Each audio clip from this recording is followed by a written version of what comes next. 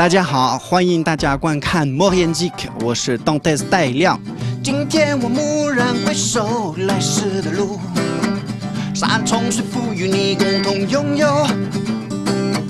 En fait, moi, j'ai toujours fait des chansons, j'ai toujours composé des chansons, écrit des textes, composé des chansons. Et en fait, comme je faisais mes études sur Lyon, j'ai fait des études de chinois, hein, donc langues étrangères appliquées, donc j'apprenais l'anglais et le chinois. Et j'étais beaucoup avec la communauté chinoise. Et en fait, sur Lyon, j'avais un groupe de musique. Je jouais mes propres compos, mais aussi je jouais batterie dans un groupe. Et je m'apercevais qu'il y avait plein de Chinois sur Lyon. Et il y avait la possibilité, si tu veux, de chanter des chansons en chinois. Plutôt que de les chanter tout le temps en français, je me suis dit, bon, je vais commencer à écrire des chansons en chinois. Et puis en 2001, je suis parti en Chine pour une année d'université à Shanghai. Et en fait, là-bas, j'ai commencé à faire des émissions télévisées. Parce que je parlais déjà le chinois en fait. Quand je suis arrivé en 2001, il y avait peu de Français, peu d'étrangers blancs, on va dire, qui parlaient le chinois. Donc quand je suis arrivé là-bas, quand j'étais dans l'université, là où je logeais, bah, tu as des photographes, tu as des metteurs en scène qui venaient dans les universités pour chercher pour trouver des acteurs en fait, pour jouer dans leurs films, pour jouer dans leurs pièces de théâtre, pour passer à la télé. Et donc j'ai commencé à faire ça. Donc le matin, j'allais en cours et l'après-midi, je faisais des films. Et il s'est passé peut-être 2 ou 3 mois après mon arrivée en Chine qu'on m'a demandé de faire un concours de chant à la télé. Et donc moi j'ai dit je veux bien faire le concours de chant, mais ce que je veux c'est chanter mes compos en fait. Et à l'époque j'avais une compo en chinois. Et donc j'ai chanté ma compo en chinois et ça s'est bien passé, ils ont commencé à bien aimer. Et c'est devenu un peu une marque en fait de fabrique, c'est-à-dire que j'étais un Français qui écrivait ses chansons en chinois. Donc c'est comme ça que ça a commencé. On était en 2001 à l'époque.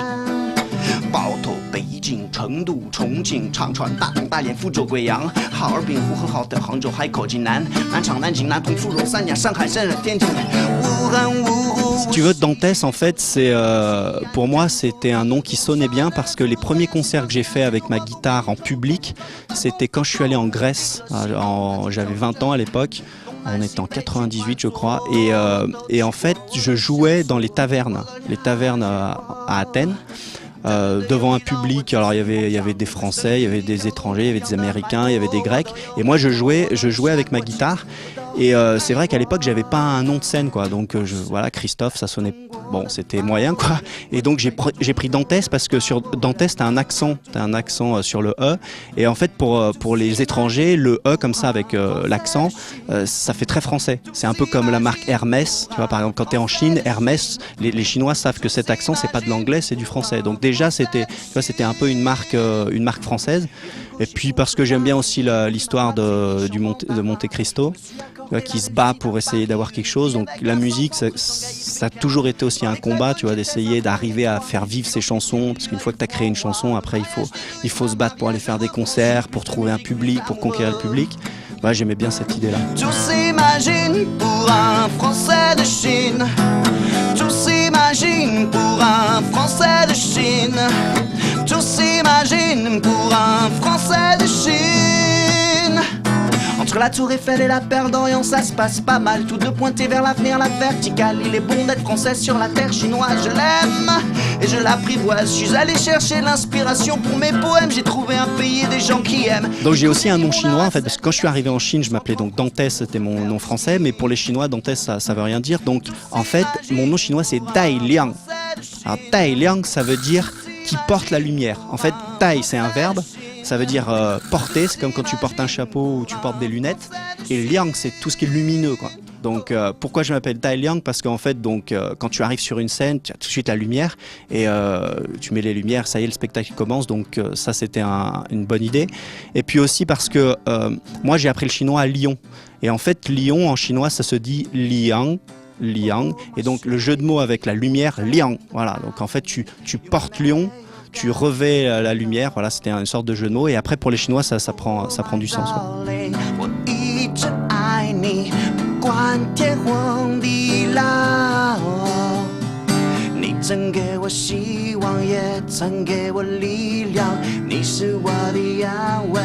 Alors pour mon style musical, en fait, si tu veux, moi j'aime tout ce qui est pop rock. J'aime bien aussi la variété.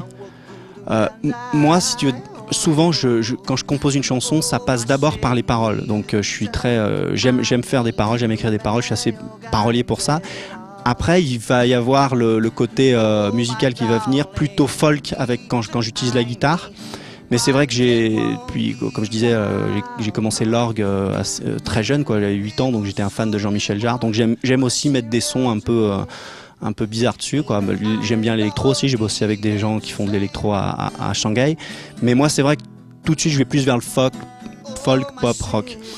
Après, ce qui se passe, c'est comme j'ai chanté en chinois, tu avais des sonorités un peu différentes. C'est-à-dire, quand tu chantes en chinois et quand tu chantes en français, le rythme de la langue, la prononciation, le feeling que tu vas avoir dans la chanson, ça va être un peu différent. Donc il a fallu que je donne un nom à mon style.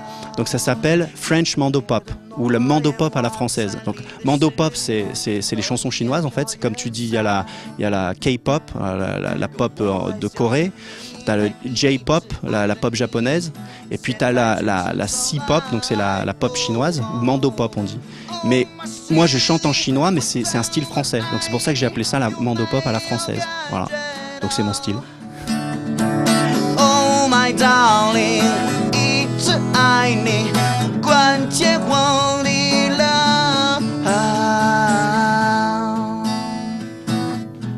Source d'inspiration, bon, au début quand j'ai commencé, c'est vrai que c'était plus, tu vois, tout ce qui était forcément l'amour, les sentiments, les choses. Bon, ça c'est clair, au début c'est un peu ça, hein, quand t'es jeune, surtout que j'ai commencé à faire des chansons, j'avais quoi, 15-16 ans. Après, comme je suis allé en Chine justement assez tôt, je suis allé en Chine à 22 ans, ça fait plus de 10 ans que j'y suis, tu vois, quand tu es dans un pays étranger, bon, tu es un étranger, donc tu vis des choses qui sont différentes que si tu étais resté chez toi. Tu vois, si j'étais resté là en Rhône-Alpes, en Maurienne et tout, bon, il y a plein de choses que j'aurais pas vécues. Donc, il y a eu pas mal ce qu'on appelle le flou culturel, tu vois. C'est-à-dire que des fois, tu arrives dans un pays, tu comprends pas ce qui se passe, ou l'incompréhension entre les peuples, tu vois. Ou alors, justement, le fait de jouer de ça, le voyage, voilà, le voyage, c'est aussi une source d'inspiration. Après, comme j'ai progressé aussi dans la langue chinoise, comme j'étais là-bas et puis que j'ai écrit des chansons en chinois. Après, j'ai commencé à faire des jeux de mots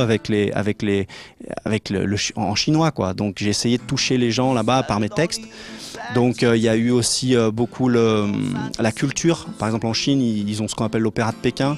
Donc, j'ai aussi utilisé tout ça pour les mettre dans mes chansons. Par exemple, je décrivais une chanteuse d'opéra de Pékin, le costume qu'elle a.